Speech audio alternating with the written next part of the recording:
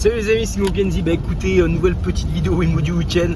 Très rapide, je suis en véhicule, du coup ce week-end je suis IMO à fond parce que je prépare, je peaufine mes derniers slides là pour mon séminaire qui a lieu le week-end prochain. Croisons les doigts qu'il n'y a pas de soucis d'ici là, mais normalement ça devrait être bon, donc ça va bien se tenir le 26 septembre prochain à Lyon. Et du coup voilà, je suis à fond dans mes présentations, mais là voilà, j'ai un petit trajet, donc j'ai dit je vais quand même faire ma vidéo pour les assidus du week-end, donc c'est normal. On m'a demandé de parler promotion immobilière dans le dernier commentaire de la dernière vidéo que j'ai reçue. Donc aujourd'hui on va pas entrer dans du trop lourd au niveau de la promotion, mais je vais vous donner en fin de compte le mécanisme de vente principal, pardon. Super, la main devant parce que je vois que je suis coupé, mais bon c'est pas facile en voiture.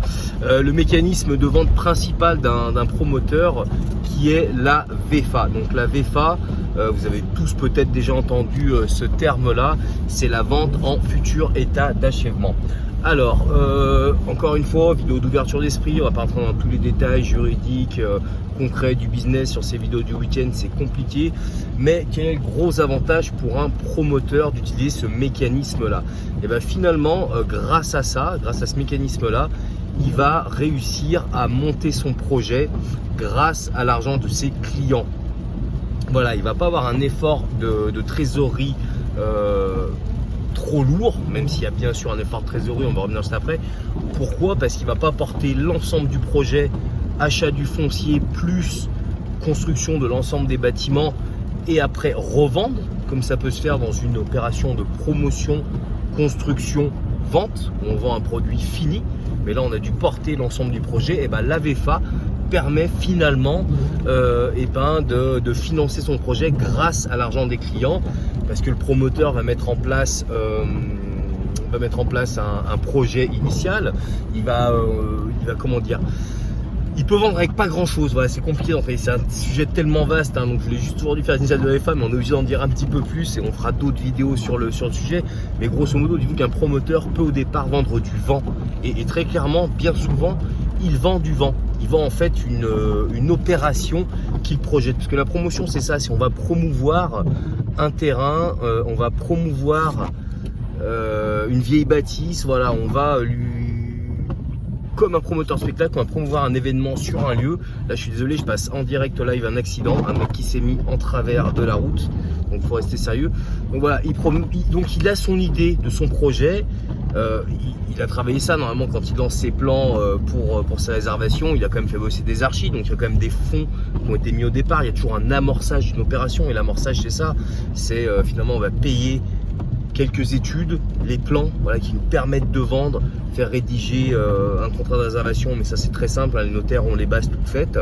Et après, s'il y a des gens intéressés, on va balancer le projet. Si finalement on voit qu'on galère au niveau de la vente, on va pouvoir en sortir. Le mec, le client, le particulier qui a acheté qui a signé sa réservation, lui il est engagé, il est lié.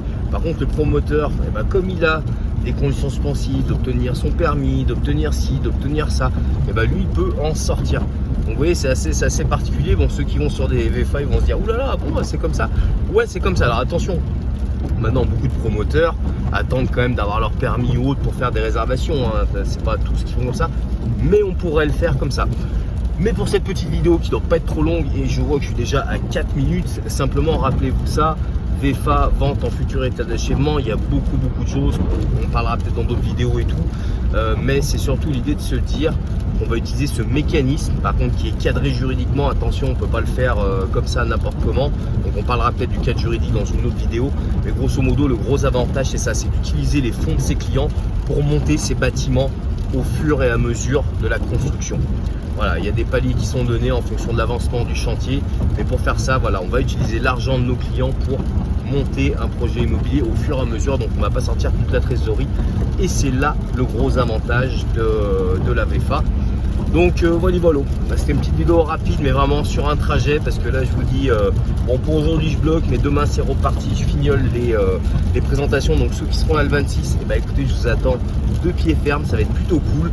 Si certains sont encore intéressés, je crois qu'il doit rester à les 4-5 places. Ça y est, on a atteint notre taquet au niveau du séminaire, donc je suis plutôt content. On va recevoir du monde et ça fait chaud au cœur.